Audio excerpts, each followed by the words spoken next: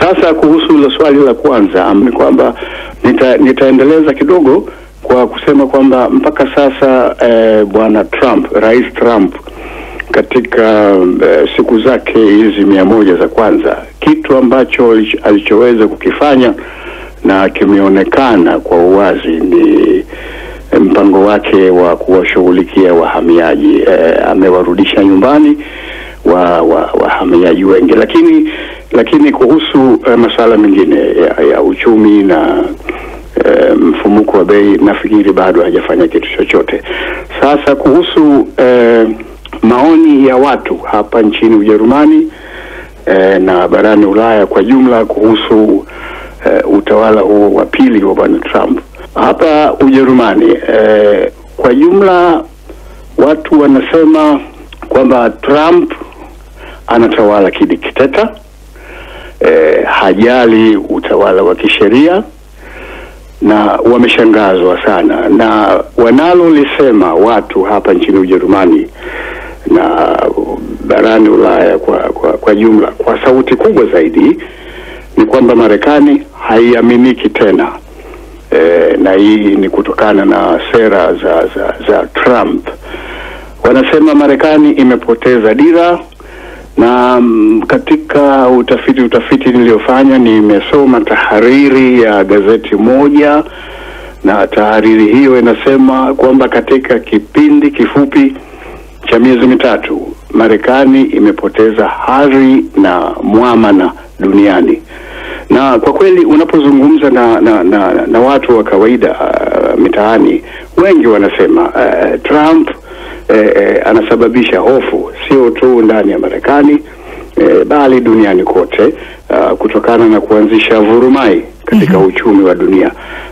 Yaani wanasema badala ya kuwa mlinzi wa mfumo wa dunia, Donald Trump amekuwa mvurugaji. Labda ningemuuliza Abdul Fattah, wewe unaonaje utawala huu wa pili wa Donald Trump? Kwa kweli mimi labda kwanza niseme tusisahau kwamba Rais Trump tokea katika kipindi chake cha kwanza ni rais pekee wa Marekani ambaye kabla hajaingia madarakani wataalamu wa masuala ya akili, masuala ya kisaikolojia kadhaa wanaoheshimika Marekani waliwahi kumzungumzia kwamba ni mtu ambaye hana sifa za kufaa kuwa rais wa Marekani au rais wa nchi.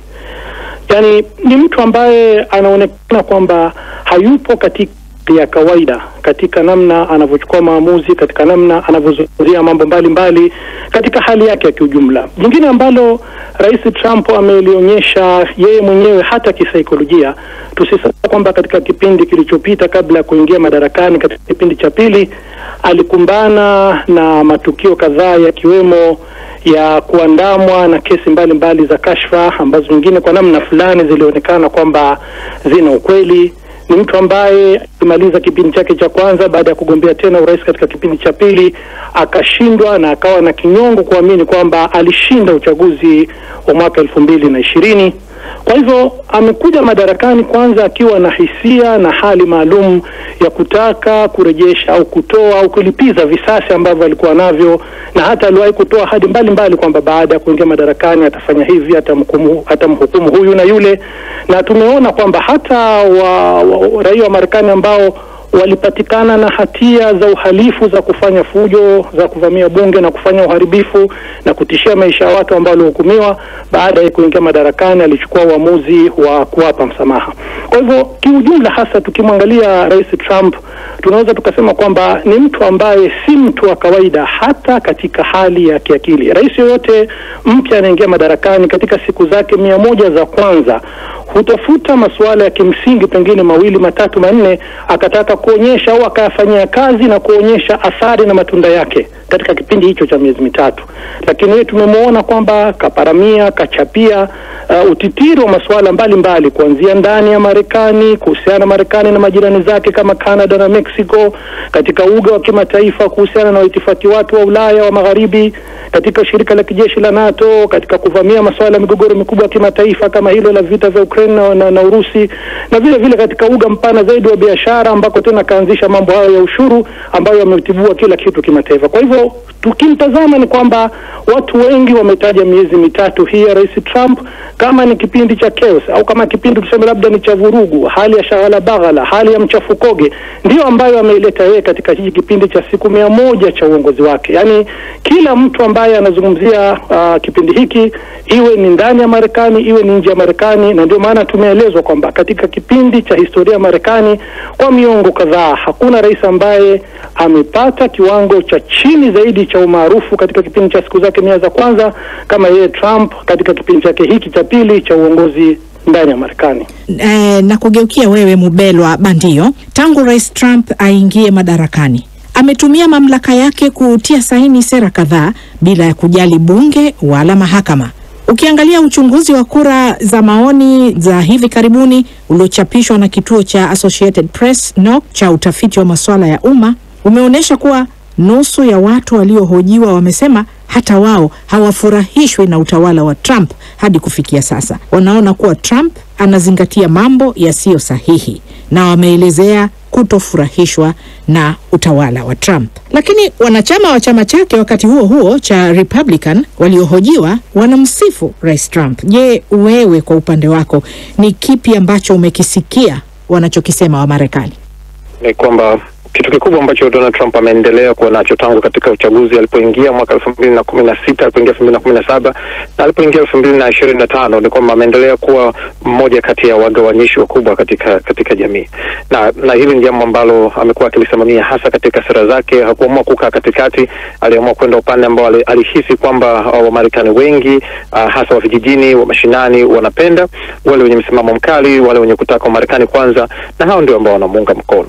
Kwa hiyo ukiangalia ni kwamba kwanza turudi katika uchaguzi wenyewe. Wakati uchaguzi tulipata kuzungumza na tulipata kusema hapa kabisa kwamba kura zilionyesha kwamba watu wengi walikuwa hawamtaki Trump wala Biden kama chaguo lao la kwanza, ila asilimia kubwa zaidi hawakutaka mwendelezo wa kile ambacho Joe Biden alikuwa anakifanya. Lakini sasa wengi kati yao wanaonekana kusema kwamba hawakujua kwamba Trump anayoyafanya angefanya katika kiwango hiki.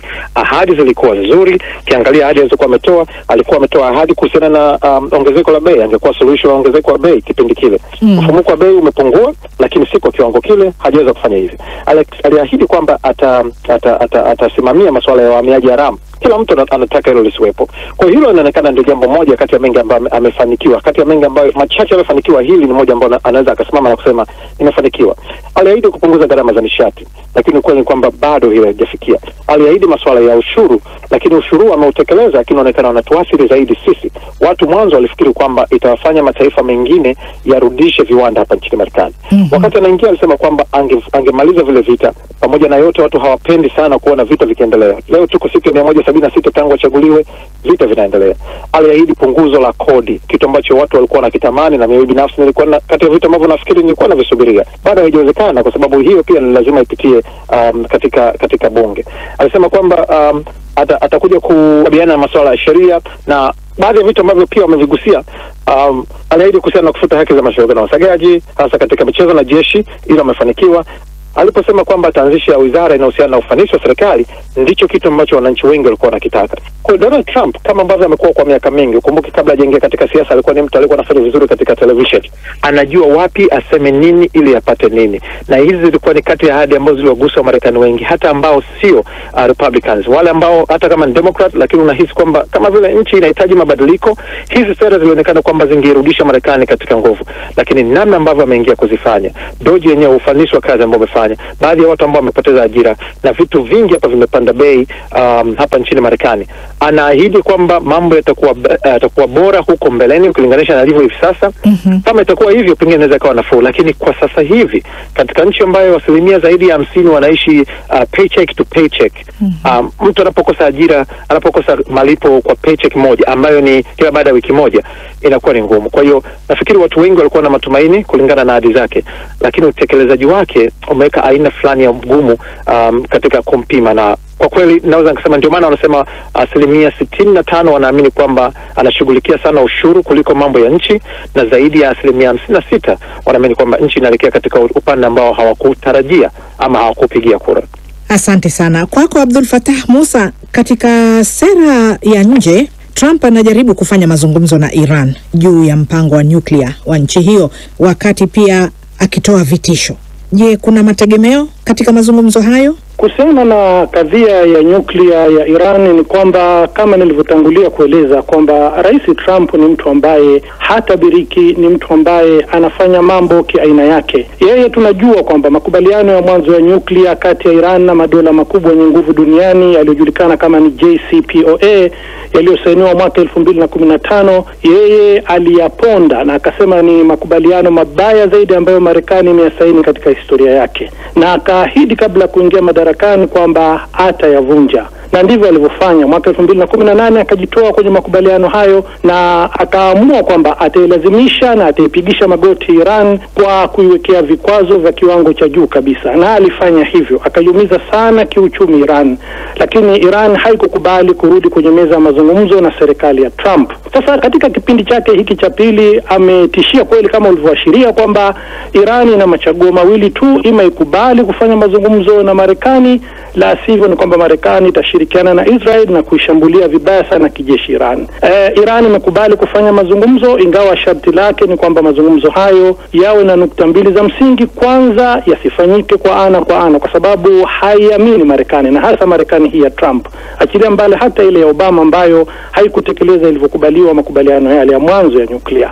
Lakini la pili ni kwamba Iran imekuwa na sisitizo na kwamba suala la kurutubisha madini ya urani katika masuala ya nyuklia haikubali kwamba hilo suala ipokonywe au iachane kikamilifu na miradi yake ya nyuklia, na vile vile mazungumzo hayo yasihusishe masuala ya kiulinzi ya Iran, suala la uwezo wake wa makombora na suala la sera zake za kujiingiza katika masuala ya kikanda, hasa katika eneo la Mashariki ya Kati. Sasa kwa upande wa kivitendo, katika muda huu wa duru tatu za mazungumzo haya, kumeonekana kuna hali ambayo wengi hawakuitegemea. Mazungumzo yameonekana kuonyesha mwelekeo wa kiwango fulani, lakini bado hayajaingia katika kipindi kigumu cha mazungumzo ya kitaalamu, ambapo hapo ndipo penye msuguano. Na tusisahau kwamba Rais Trump ndiye rais ambaye anaiunga mkono kwa namna isiyo na kipimo Israel, na msimamo wa Israel kupitia waziri mkuu wake Benjamin Netanyahu ni kwamba haitaki kwa namna yoyote Iran iwe na uwezo wa kinyuklia.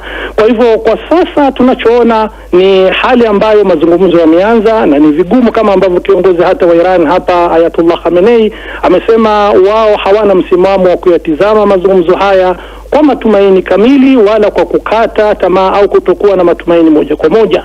Wanachotizama ni kuona uhalisia nini Rais Trump na serikali yake watafanya katika mazungumzo haya. Asante sana. Hebu tuangalie jinsi ahadi za Trump za kuvimaliza vita vya Ukraine kwa haraka. Abdu, Trump aliahidi kuwa atavimaliza vita hivyo haraka mara tu baada ya kuingia madarakani. Unadhani ataweza kuitimiza ahadi hiyo hata ikiwa kwa kuchelewa? Lakini kwanza ningependelea kurudi nyuma kidogo kuhusu walioyasema wenzangu kuhusu bwana Trump. Mimi sifikiri kwamba Trump ni mtu ambaye hana akili ama hana uwezo kabisa wa kuiongoza Marekani. Mimi nafikiri bwana Trump anatatizika na kitu kimoja. Yeye anajaribu kujipambanua na wale wanaoitwa tabaka la watawala. Tujue kwamba huyo bwana si mtu ambaye anafuata itikadi. Yeye ni mtu wa miamala na anafuata sera zake katika msingi huo, katika kufanya miamala ile ya nipe nikupe. Sasa nikirudi katika swali lako kuhusu juhudi anazozifanya ili kuvimaliza vita vya nchini Ukraine. Kwanza mimi ningesema hapo na msifu kidogo kwamba angalau ameanzisha hizo juhudi za kuvimaliza hivyo vita vya Ukraine, na mpaka sasa amepeleka wajumbe kufanya mazungumzo nchini Urusi. Mimi binafsi kwa upande wangu na msifu, sidhani kama amekosea sana hapo, angalau kujaribu. Ila sasa kitakachotokea ni kwamba ni kutafuta suluhisho ambalo litakuwa la utatanishi. Itakuwa jambo la utatanishi, kwa sababu nafikiri hapo njia ni moja tu ili kuweza kufanikisha lengo lake, kuishinikiza Ukraine ikubali kuyaachia baadhi ya maeneo ambayo yanakaliwa na Urusi. Na kwa kweli hivi karibuni niliona mahojiano kwenye shirika moja la televisheni lilifanya mahojiano na meya wa mji wa Kiev, yani mji mkuu wa Ukraine, bwana Vitali Klitschko. Yeye amesema kwamba kuna uwezekano wa kufikia mapatano hayo, kwamba Ukraine ikubali kuyaachia baadhi ya maeneo yanayokaliwa na Urusi. Amesema ni uamuzi mgumu kwa Ukraine, lakini unaweza kusaidia kwa muda. Kwa hiyo hapo kitakachowezekana kufanyika ni kuubana upande mmoja, na upande utakaobanwa ni upande wa Ukraine. Sasa sijui bwana Zelensky, rais wa Ukraine mwenyewe, anasema nini na wale wanaomuunga mkono kwa moyo wote, yani nchi za Ulaya. Sijui viongozi wa nchi za Ulaya nao watasema nini. Sasa ikiwa kama Ukraine ili kuleta amani itakubali kuyaachia baadhi ya maeneo, basi anaweza kafanikiwa. Lakini ikiwa kama Ukraine itasema hapana, hatuwezi kuyaachia maeneo, na hasa ile rasi ya Crimea, nafikiri mimi naweza kumpa labda nafasi za 50% kwa 50. Bwana Gwandumi Mwakatobe, umenyamaza kwa muda mrefu, narudi kwako sasa. Hapo mwanzo uligusia kuhusu uchumi, kwamba ahadi kubwa Trump aliyoitoa kabla hajaingia madarakani kwamba angeweza kurekebisha uchumi wa Marekani. Sasa Rais Trump ameingia madarakani na nia hiyo ya kuweka sawa uchumi, lakini njia mojawapo anayotumia ni kupunguza matumizi. Amepunguza misaada inayotolewa na shirika la misaada la USAID ambalo kwa muda mrefu tumeona limekuwa likisaidia katika miradi ya afya, elimu na maendeleo ya uchumi barani Afrika. Maamuzi hayo yana athari gani kwa nchi za Afrika? Mimi mpaka nifikiria kwamba labda huyu mtu sio ni mfanyabiashara, lakini masuala ya uchumi ya kidunia yalivyo hayajui. Nakumbuka hata kuna wakati ambapo alisema nchi ya Lesotho, nchi yetu barani Afrika, hakuna mtu yeyote anayefahamu, ingawa Lesotho ina ubalozi Marekani na Marekani ina ubalozi Maseru. Wanauza madini Marekani, wanauza na vitu vingine. Kwa huyo mtu hafahamu uchumi wa kidunia jinsi unavyokuwa. Na analisema hilo kwa sababu kusema kweli kimsingi watakubaliana nami wachambuzi wangu kwamba hakuna nchi yoyote duniani inayoweza kujitegemea kwa kila kitu. Marekani haiwezi kufanya biashara na Marekani peke yake. Marekani itazitegemea nchi zingine. Tunategemeana. Tunachokwepa tu na kuhofia ni kule kunyonyana. Sasa aliingia na mtu ambaye amekuja na msumeno, Elon Musk, ambaye amekata wafanyakazi ovyo Marekani, kabla hata kupata misaada ambayo tumeathirika huku, lakini amekata vingi kwenye idara nyingi. Ameingia na msumeno ambao alitoa kwa Javier Milei wa Argentina.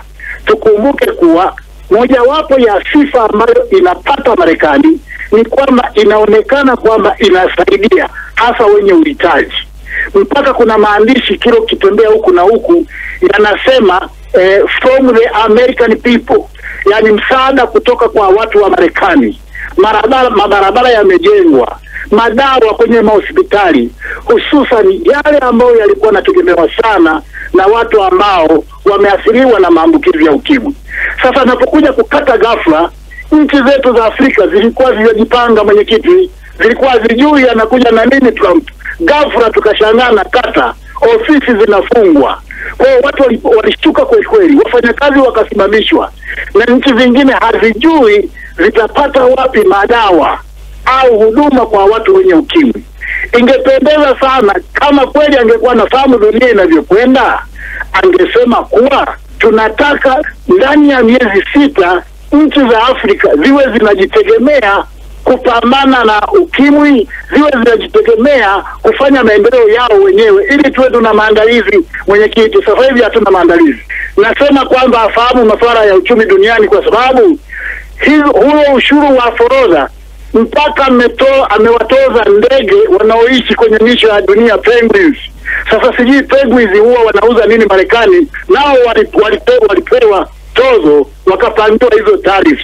Na mimi ndio nataka kumsikia hapo Mubelwa Bandio anasema nini kuhusu hiyo kata. Ndio serikali ya Marekani pengine itakuwa imeokoa fedha chini ya mpango wa kukata matumizi kwenye idara za serikali ambao unasimamiwa na tajiri Elon Musk. Asante. Tuanzie asili ya hili kwa nini. Ni mwaka jana Elon Musk alikuwa amependekeza wazo la kuwa na wizara ya ufanisi wa serikali. Akasema hii inasimamia ukubwa na ukiritimba wa serikali kuu, serikali ya shirikisho. Kwa hiyo kupunguza ukubwa lakini pia kuondoa ukiritimba. Akaahidi kwamba wangeweza kupunguza matumizi ya serikali ya shirikisho kwa takriban $1 trilioni. Baada ya kupiga hesabu, na nakumbuka alipokuwa akizungumza hivi Donald Trump akasema, amenukuliwa mara nyingi akisema I love that, I love the idea. Baadaye akaja akapunguza akasema kwamba hapana, itakuwa tunaweza tukakata mpaka bilioni 150. Lakini nilikuwa nikiangalia taarifa imetoka hivi juzi na akasema kwamba walifanikiwa kufuta takriban mikataba 2300. Lakini theluthi ya mikataba yote ambayo imefutwa haitopunguza hata senti kwenye matumizi ya serikali. Kwa hiyo hata ile lengo ambalo wamesema kwamba lilidogoshwa $1 bilioni 150 linaonekana kwamba liko mbali sana kutoka katika uhalisia. Lakini hii ni ile unasema kwamba labda walikuwa wameweka matumaini makubwa, kwa sababu haikuwa uongo kwamba kulikuwa kuna aina ya ukiritimba katika serikali. Haikuwa uongo kwamba kulikuwa kunahitajika kufanyika ukataji wa matumizi. Lakini imekuja kwenye namna ambavyo waliweza kuapproach, na katika hili ndio maana baadhi ya watu ambao wamekumbwa tu, wapo baadhi ya watu ambao wamekwenda wakahudumia Marekani, walikuwa jeshini, wamekuja wamepandishwa cheo. Mtu ambaye amepandishwa cheo kutoka kwenye wizara moja kwenda wizara nyingine kwa sababu ya ufanisi, na wengine ambao hata wakubwa zao wamesema kabisa kwamba huyu hata katika nilipokuwa nikimfanyia evaluation iliyopita alikuwa na alama kubwa kuliko mtu mwingine yote ambaye amewahi kufanya katika wizara. Tumemhamishia kwenye wizara nyingine, lakini upunguzaji wake ulikwenda katika namna ambayo nafikiri ndio umeathiri wengi, kwa sababu wanasema mtu yoyote ambaye yuko katika kipindi cha mpito, yupo katika ile miezi 3 ya uangalizi, afukuzwe kazi. Sasa unakuta hata wale ambao wamepelekwa katika nafasi zao kwa sababu ya ufanisi na waende wakaboresha nao kama wamefanya nini, wamefukuzwa kazi.